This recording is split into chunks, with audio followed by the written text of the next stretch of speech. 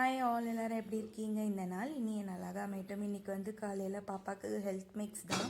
அதுக்கு தான் பழைய பால் சூடு பண்ணுறேன். அண்ட் ஸ்வீட் பொட்டேட்டோவை எப்பவும் போல் ஸ்டீம் பண்ணி நல்லா வேக வச்சு எடுத்து மசிச்சுட்டு இதில் நாட்டு சக்கரம் வெல்லம் ரெண்டுத்துலையாக ஒன்று போட்டு கொடுத்து இந்த மாதிரி நான் கொடுத்துட்டேன்னா அவள் அப்படியே எடுத்து கையில் லைக் பேட்டி மாதிரி சாப்பிட்டா கரெக்டாக இருக்கும். ஹெல்த் மிக்ஸும் ரெடி. அண்ட் எனக்கு பிரேக்ஃபாஸ்ட் வந்து இன்றைக்கி ஹோட்டல்லேருந்து தான் வாங்கிட்டு வர சொன்னேன். ஏன்னா செம்ம ஹெட்டேக்கு. இங்கே பெங்களூரில் 18-17 டிகிரி செல்சியஸ் தான். சரி, அந்த சில் கிளைமேட்டுக்கு நல்ல சூடாக 1 பாட் ரசம் ரைஸ் செய்யலான்ட்டு தக்காளி, மிளகு, ஜீரகம், பூண்டு இப்போ வந்து எப்பவும் போல் ரசம் தாளிக்கிற மாதிரி தாளிச்சுட்டு எண்ணெய் பிரிஞ்சு வரட்டும்ட்டு நல்லா வதக்கிட்டு எண்ணெய் தேவையான அளவு தண்ணி நான் அரை அரிசிக்கு 3 கிளாஸ் தண்ணி விட்டுருக்கேன்.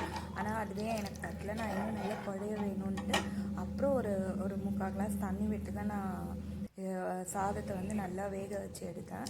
அண்ட் அதுக்கு தேவையான உப்பு போட்டுட்டு நல்லா கொதி வந்ததும் அரிசி பருப்பு ஒரு 20 நிமிஷம் ஊற வச்சுருக்கேன். அதை நல்லா கழுவிட்டு ஊற வச்சேன். அதை போட்டு ஒரு 6-7 விசில் விட்டேன். பீட்ரூட்டை போட்டு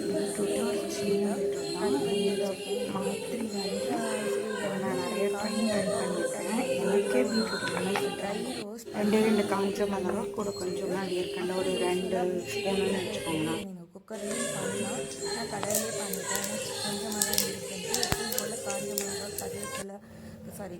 கடலைப்பருப்பு, உளுத்தம்பருப்பு, கடுகு, காஞ்ச மிளகா தாளிச்சிட்டு கட் பண்ணி வச்சுருக்க பீட்ரூட் போட்டு அந்த பீட்ரூட் வெந்ததும் பொடி பண்ண வேர்க்கடலை பொடியை போட்டு ஒரு கலரிட்டு இறக்கிட்டேன். அந்த ரைஸும் நல்லா ரெடி ஆகிடுச்சு. ஆனால் சாதம் வெந்திருக்கு ஆனால் அமைங்கி பார்த்தா நல்லா வெந்திருக்கு. எனக்கு இன்னும் குழைய வேணும். ஸோ தேங்க்ஸ் ஃபார் வாட்சிங். பாய்.